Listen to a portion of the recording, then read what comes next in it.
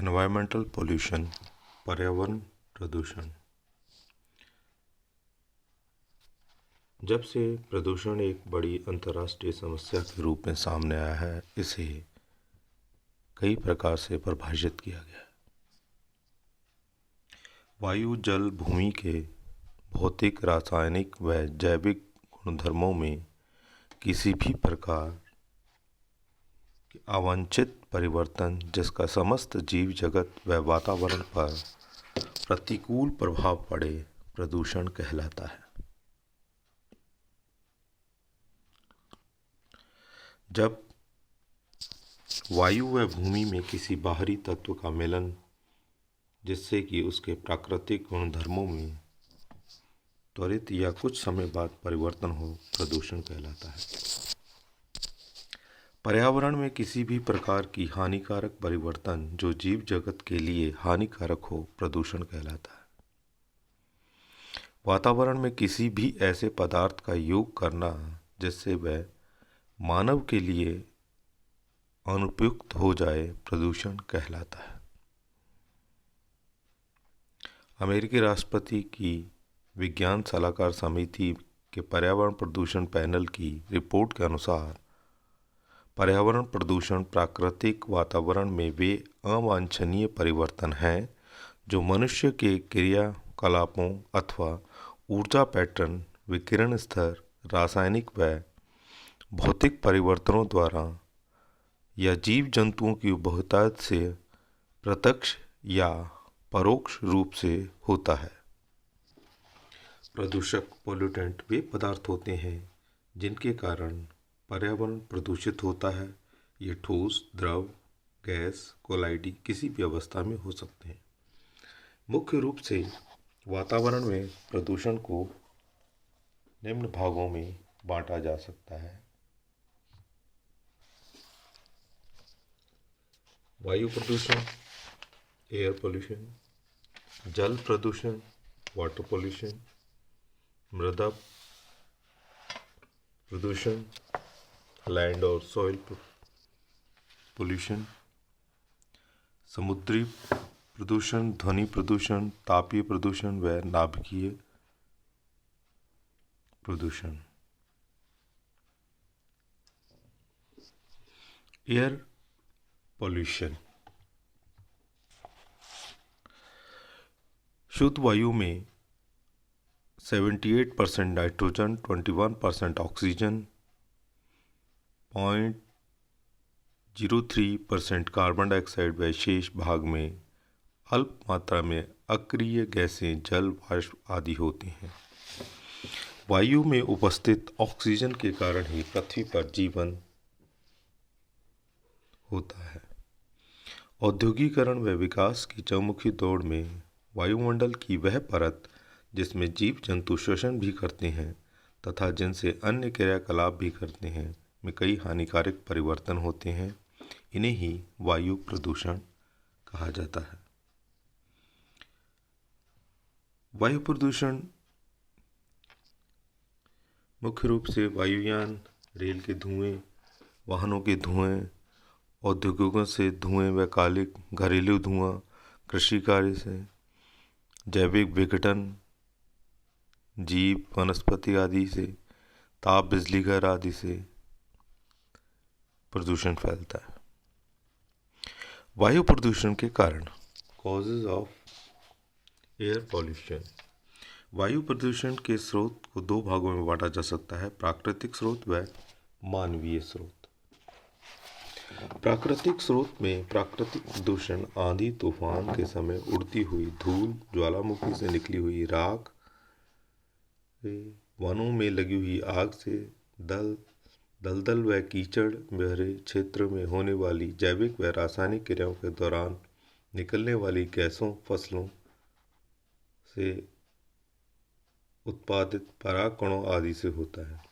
यह प्रदूषण बहुत कम मात्रा में होता है जिसका निदान भी प्राकृतिक रूप से ही कुछ समय बाद हो जाता है। मानवीय स्रोत, यह वायु प्रदूषण मुख्य रूप से मानवीय स्रोतों से होता है।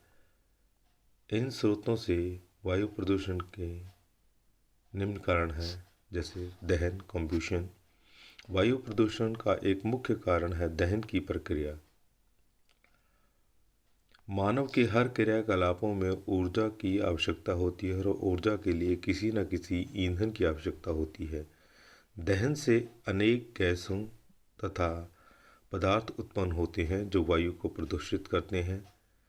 मानव की निम्न क्रियाओं में दहन प्रक्रम से प्रदूषण फैलता है। घरेलू कार्यों में दहन, ताप बिजली घरों में दहन, वाहनों में दहन,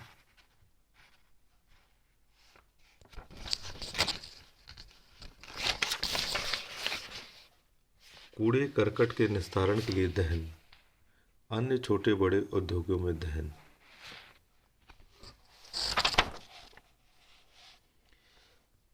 ताप विद्युत ग्रहों में दहन, ताप विद्युत ग्रहों में ताप प्राप्ति के लिए कई टन कोयला लिग्नाइट जलाया जाता है। इससे बड़ी मात्रा में अर्थात एक साथ टनों सल्फर डाइऑक्साइड, काले धुआं, कोलाइडी राख आदि अपशिष्ट पदार्थ हवा में छोड़ दिए जाते हैं।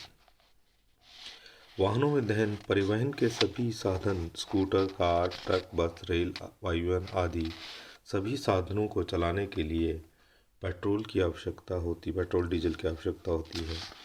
इंजन में काम आने वाले अर्थात दहन के बाद इनके निर्वात पाइप से निकलने वाले धुएं में सूक्ष्म कार्बन कण, नाइट्रोजन ऑक्साइड व पेरोक्साइड गैसें, कार्बन मोनोऑक्साइड आदि होती हैं। कूड़े करकट के निस्तारण के लिए दहन, कचरे को जलाकर समाप्त करना एक आम बात है, किंतु कम या अधिक किसी भी मात्रा में जैविक व अजैविक कचरा जलाया जाए तो वायु प्रदूषित होता है। अन्य छोटे बड़े उद्योगों में दहन, सभी छोटे बड़े उद्योगों में पिघलाने, पकाने, गलाने, वाष्पन आदि के लिए बड़ी बड़ी भट्टियां लगाई जाती हैं।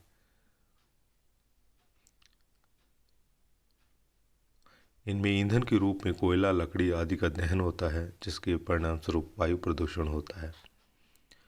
उद्योगों की चिमनी से निकलने वाले अपशिष्ट पदार्थ, मानव जनित पदार्थ प्रदूषण का एक दूसरा मुख्य कार्य औद्योगिकरण है। समय के विकास की दृष्टि से नए नए उद्योग लगाना आवश्यक है, किंतु उनसे निकले हुए धुएं में सभी प्रकार की हानिकारक गैसें, हाइड्रोकार्बन, अपशिष्ट व अन्य हानिकारक पदार्थ नियमित रूप से वायु में मिलकर प्रदूषित फैलाते हैं। भोपाल के एक कारखाने से निकली प्रदूषित मिथाइल आइसोसाइनाइड गैस से 2 व 3 दिसंबर 1984 में भीषण दुर्घटना हुई थी। आणविक विस्फोटों से आज शक्ति प्रशिक्षण की होड़ में परमाणु परीक्षण किए जाते हैं, जिससे वायु में हानिकारक रसायनों, धूल कणों आदि का प्रदूषण बड़ी मात्रा में एक साथ होता है। मनोरंजन के लिए चलाए गए पटाखों आदि से मानव अपने मनोरंजन के लिए गंधक युक्त पटाखे आदि एक साथ बड़ी मात्रा में जलाते हैं, जिससे वायु में हानिकारक गैसें की मात्रा बढ़ जाती है। भौतिक संसाधनों से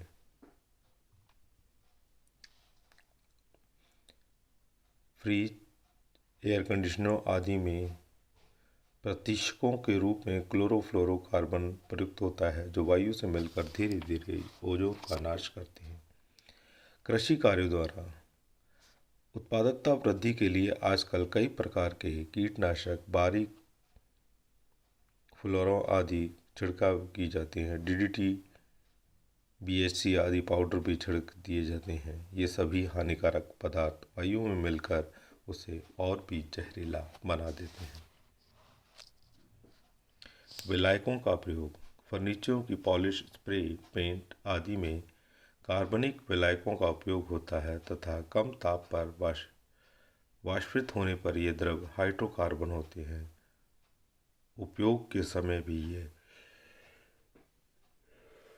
वाष्पित होकर वायु में मिल जाते हैं।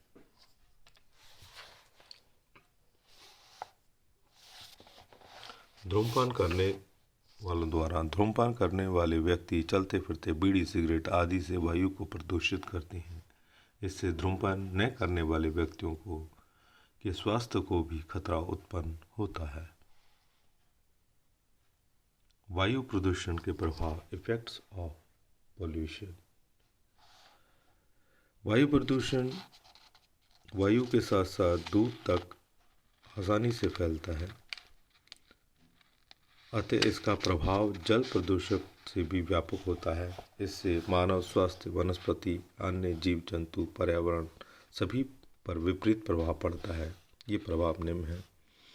मानव स्वास्थ्य पर, सांस द्वारा वायु फेफड़ों में जाती है। यदि वायु में कार्बन मोनोऑक्साइड उपस्थित होगी तो वह रक्त के हीमोग्लोबिन के साथ मिलकर कार्बोऑक्सी हीमोग्लोबिन बनाती है। कार्बन मोनोऑक्साइड ऑक्सीजन की तुलना में 200 गुना अधिकता से हीमोग्लोबिन के साथ क्रिया करती है, अतः कार्बन मोनोऑक्साइड की थोड़ी सी मात्रा भी रक्त को खराब करने के लिए काफ़ी है।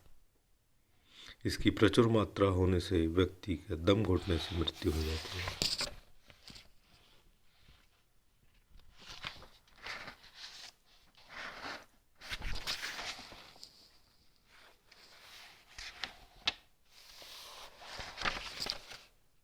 कीटों व वन्य जीवों पर प्रभाव। मनुष्य के तरह ही जीव जंतुओं पर भी वायु प्रदूषण का प्रभाव पड़ता है। कुछ मधुमक्खियों, तितलियों आदियों पर वायु प्रदूषण से समाप्त हो जाती हैं। ये फसलों के लिए लाभदायक होते हैं। इस बार कश्मीरी सेब के उत्पादन में कमी का कारण मधुमक्खियों की संख्या में कमी होना माना गया है, क्योंकि ये फूलों का निषेचन कर फल पकने में मदद करती हैं।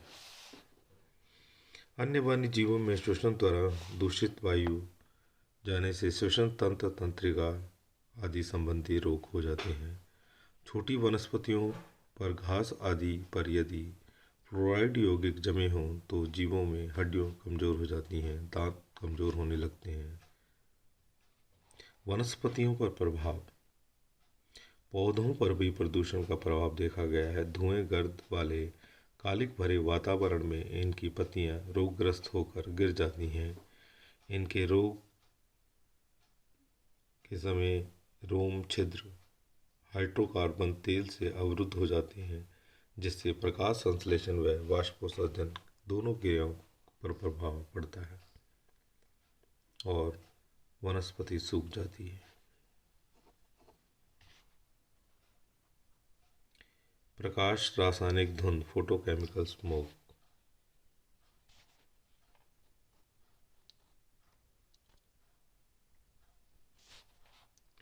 वाहनों के धुओं में उपस्थित गैस व हाइड्रोकार्बन के गोलार्धी कण प्रकाश से क्रिया कर एक प्रकाश रासायनिक धुंध का निर्माण करते हैं, जिससे विजिबिलिटी कम हो जाती है। अमेरिका, ब्रिटेन, जापान के कुछ औद्योगिक बड़े शहरों में यह आम बात है।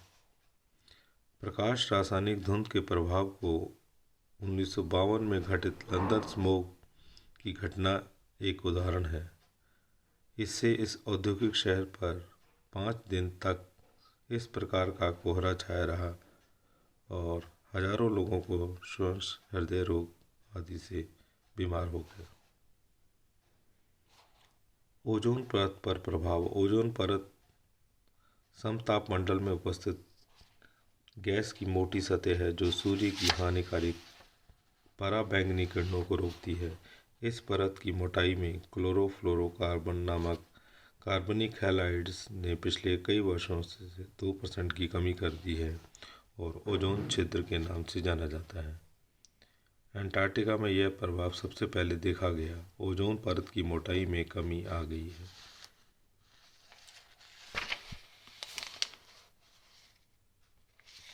Global warming. एक अनुमान के अनुसार पृथ्वी के तापमान में पिछले 50 वर्षों से 1% की वृद्धि हुई है। कार्बन डाइऑक्साइड, नाइट्रोजन ऑक्साइड व CFC आदि के कारण यह प्रभाव देखा गया है। इन्हें ग्रीन हाउस गैसें भी कहते हैं। वायु प्रदूषण नियंत्रण के उपाय, कंट्रोल मेजर्स। कुछ बातों का ध्यान रखकर वायु प्रदूषण को पूर्णतः समाप्त तो नहीं किया, परंतु कम किया जा सकता है एवं नियंत्रित अवश्य किया जा सकता है। इससे प्रत्येक नागरिक को सहयोग करना चाहिए। जैसे ईंधन के रूप में गैर पारंपरिक स्रोत जैसे गोबर गैस, बायोगैस, प्राकृतिक गैस आदि अपनाना चाहिए। वनों को सुरक्षित रखकर वृक्षारोपण करना चाहिए। वाहनों का विवेकपूर्ण उपयोग कर इंजन को नियमित रूप से जांच करवा कर, जिससे ईंधन पूरी तरह जल रहे। बिना लाइट का पेट्रोल काम में लेना चाहिए। उद्योगों से होने वाले प्रदूषण को विशिष्ट विधियां अपनाकर कम किया जा सकता है। धुएं को सीधे ही चिमनी से वायुमंडल में न छोड़कर उसे स्थिर वैद्युत अवक्षेपकों में से गुजार दिया जाए, जहां इनमें से SPM सस्पेंडेड पार्टिकुलर मैटर यानी कुछ बारीक धूल कण जो धुएं के साथ मिले होते हैं अधिशोषित होकर नीचे गिर जाती हैं और वायुमंडल में जाने से रुक जाते हैं। चक्रवात उपकरण द्वारा भारी कणों को धुएं से अलग करके चक्रवात उपकरण सेंट्रीफ्यूगल apparatus के द्वारा औद्योगिक धुएं को इसमें से गुजारा जाता है, जहां वह चक्रवात की तरह घूमते हैं। इससे कुछ भारी प्रदूषक कण नीचे गिर जाते हैं। अधिशोषण करवाकर एक्टिवेटेड चारकोल सतह पर औद्योगिक गैस या अपशिष्टों में से ठोस पदार्थ चिपक जाते हैं। इसका उपयोग चिमनियों में किया जाता है। उद्योगों से अपशिष्ट सीधे ही बाहर न निकालकर उसे कम हानिकारक पदार्थों जैसे जल वाष्प, कार्बन डाइऑक्साइड आदि में बदल देना चाहिए। इस प्रकार से वायु प्रदूषण को कम किया जा सकता है।